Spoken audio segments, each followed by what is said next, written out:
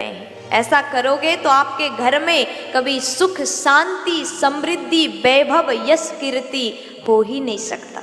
अगर आप भी ये 5 कार्य करते हैं तो आज ही सुधार लीजिए। माताएं ध्यान दें, विशेष करके आपके लिए ये कार्य, ये बात बताने जा रही हूँ। ये 5 कार्य कौन से हैं? देखिए, अगर सूर्यास्त के समय में, संध्या काल के समय में घर की माताएं अगर सोती है, कई बार होता है ना, थकान, दिन भर काम करके थकान हो जाता है, तो शाम के समय में माताएं जाकर के सो जाती है। अगर आपने ऐसा किया तो आपके घर में लक्ष्मी कभी आ ही नहीं सकती। क्यों? क्योंकि संध्या के समय में घर में जब आरती हो, दीपक जले, शंख घंटी ध्वनि आपके घर में हो, तो लक्ष्मी जी प्रसन्न होकर के आपके घर में वैभव, सुख, शांति बरसाएंगी। अगर घर की लक्ष्मी ही संध्या के समय में सो जाती है तो इस घर में कभी लक्ष्मी आ ही नहीं सकती। आपके घर में से सुख, शांति, समृद्धि खत्म हो जाएगा।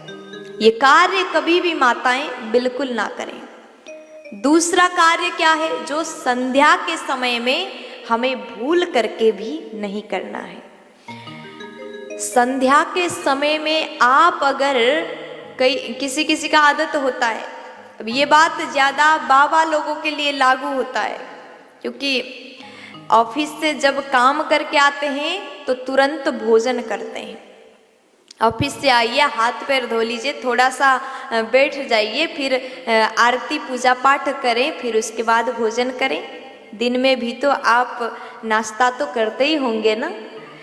भोजन अगर संध्या के समय में किया जाए तो वो व्यक्ति को पेट संबंधी रोग हो जाएगा, उदर रोग हो जाएगा। और संध्या के समय में जूठा नहीं होना चाहिए घर में। संध्या के समय में पूजा पाठ करिए। भोजन का समय कुछ देर बाद का है। शयन और भोजन बिल्कुल वर्जित है। और तीसरे नंबर में कहा, अगर सूर्यास्त के समय में, संध्या के समय में घर में अगर झाड़ू पोछा लगाने लगोगे तो घर से लक्ष्मी हमेशा के लिए चली जाएंगी। संध्या के समय में कभी भी झाड़ू ना लगाएं। कई बार माताएं जान करके भी, अनजाने में भी ये भूल कर सकती हैं। हम जानते हैं माताओं को बहुत ज़्यादा शौक है कि घर सफाई हो, बढ़िया चमकता हुआ घर मिले, तो ये कार्य आप सुबह करें। संध्या के समय में पूजा पाठ करें, झाड़ू पोछा बिल्कुल ना लगाएं। अगर आप संध्या में झाड़ू मारेंगी तो लक्ष्मी जी आते आते वापस चली जाएंगी। और चौथा कारण, अगर आप संध्या के समय में बाल कटवाते हैं, नाखून कटवाते हैं, बाल और नाखून काटते हैं, तो भी आपके घर में दरिद्रता का प्रवेश हो जाता है।